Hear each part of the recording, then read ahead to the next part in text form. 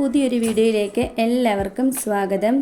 ഇന്ന് നമുക്ക് ഇഡലി, ദോശ, ചോറിൻ്റെ കൂടെയൊക്കെ കഴിക്കാൻ പറ്റിയ ഒരു അടിപൊളി സാമ്പാറിൻ്റെ റെസിപ്പി ഒന്ന് കണ്ടു നോക്കാം. ഒരു ബൗളിലേക്ക് 250 ml കപ്പിലെ 1 കപ്പ് അളവിൽ തുവരപ്പരിപ്പ് എടുത്തിട്ടുണ്ട്. തുവരപ്പരിപ്പ് അല്ലെങ്കിൽ കടലപ്പരിപ്പൊക്കെ ആണെന്നുണ്ടെങ്കിലും എടുക്കാം കേട്ടോ.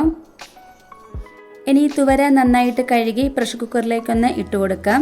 നമ്മളിതിലേക്ക് സാധാരണ സാമ്പാർ ഉണ്ടാക്കുന്നത് പോലെ പച്ചക്കറികളൊന്നും തന്നെ ചേർത്ത് കൊടുക്കുന്നില്ല. ഇത്രയും മാത്രമേ ചേർത്ത് കൊടുക്കുന്നുള്ളൂ.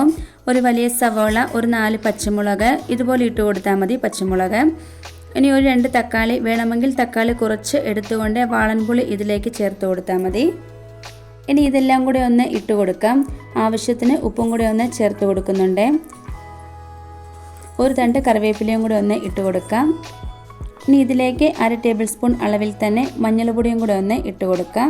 മുളക് പൊടിയും മല്ലിപ്പൊടിയും ഇതുപോലെ പച്ചയ്ക്ക് തന്നെ ആട്ടോ ചേർത്ത് കൊടുക്കുന്നത്.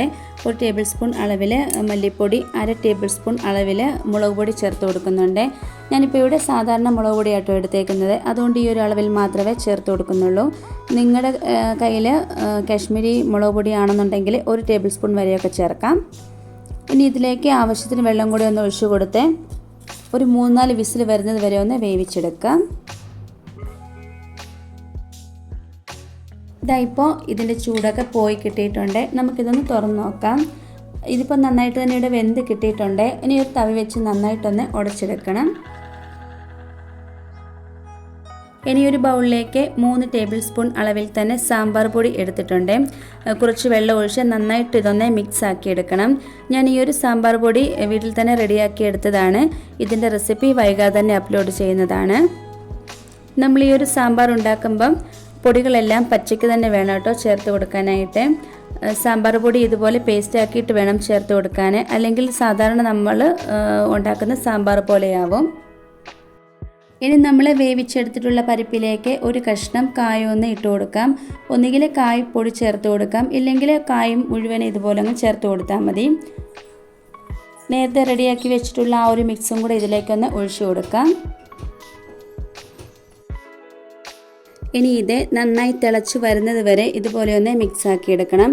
കാരണം നമ്മൾ സാമ്പാർ പൊടി റോസ്റ്റ് ചെയ്യാതെ പച്ചക്ക് തന്നെ ചേർത്ത് കൊടുത്തോണ്ട്.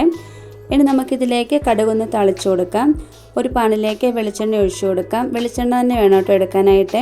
നമ്മൾ ഈ ഒരു പഴയകാല കറികളൊക്കെ ഉണ്ടാക്കുമ്പോൾ വെളിച്ചെണ്ണ തന്നെയാണ് കേട്ടോ നല്ലത്. നന്നായിട്ടൊന്ന് ചൂടായി വന്ന് കഴിയുമ്പോൾ അതിലേക്ക് 1 ടേബിൾ സ്പൂൺ അളവിൽ തന്നെ കടുക് ചേർത്ത് കൊടുക്കാം. അതേ അളവിൽ തന്നെ ഉലുവയും കൂടെ ഒന്ന് ഇട്ട് കൊടുക്കുന്നുണ്ട്. ഇനി ഒരു 4-5 വറ്റൽമുളകും കൂടി ഒന്ന് ചേർത്ത് കൊടുക്കാം.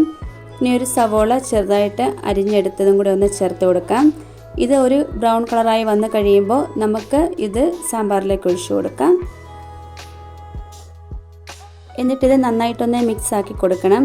ഇതൊരു അരമണിക്കൂർ നേരം ഇതുപോലെ വെച്ചിരുന്നിട്ട് എടുക്കുകയാണെന്നുണ്ടെങ്കിൽ കുറച്ചും കൂടെയൊക്കെ ഒരു ടേസ്റ്റ് ആയിരിക്കും. നമ്മുടെ സവോള സാമ്പാർ ഇവിടെ റെഡി ആയിട്ടുണ്ട്. ഒട്ടും പച്ചക്കറികൾ നമ്മളിതിലേക്ക് ചേർത്ത് കൊടുത്തിട്ടില്ല. വളരെ നല്ലൊരു ടേസ്റ്റ് കേട്ടോ ഇത് കഴിക്കാനായിട്ട്. വളരെ പെട്ടെന്ന് തന്നെ നമുക്കിത് ഉണ്ടാക്കിയെടുക്കാനും പറ്റും. ആ ഒരു പരിപ്പൊക്കെ വെന്ത് കിട്ടുന്ന ആ ഒരു സമയം മാത്രമേ എടുക്കുകയുള്ളൂ കേട്ടോ. ഇത് ദോശ, ഇഡലി, അതുമല്ല ചോറിൻ്റെ കൂടെയൊക്കെ കഴിക്കാൻ നല്ലൊരു ടേസ്റ്റ് കേട്ടോ ഇത്.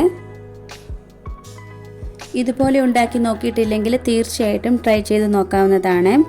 ഒട്ടും പച്ചക്കറികൾ ചേർത്ത് കൊടുക്കാതെ വളരെ സിമ്പിളായിട്ട് ഉണ്ടാക്കിയെടുക്കാൻ പറ്റിയ ഒരു പഴയകാല നാടൻ സവോള സാമ്പാറിൻ്റെ റെസിപ്പിയാണ്. ഇന്നത്തെ നമ്മുടെ ഈ റെസിപ്പി എല്ലാവർക്കും ഇഷ്ടമായി കാണുമെന്ന് വിചാരിക്കുന്നു. ഇഷ്ടമായിട്ടുണ്ടെങ്കിൽ ലൈക്കും കമൻറ്റും സബ്സ്ക്രൈബും ഒന്നും ചെയ്യാൻ മറന്നു പോകരുത്. അടുത്ത വീഡിയോയിൽ കാണാം. Thank you.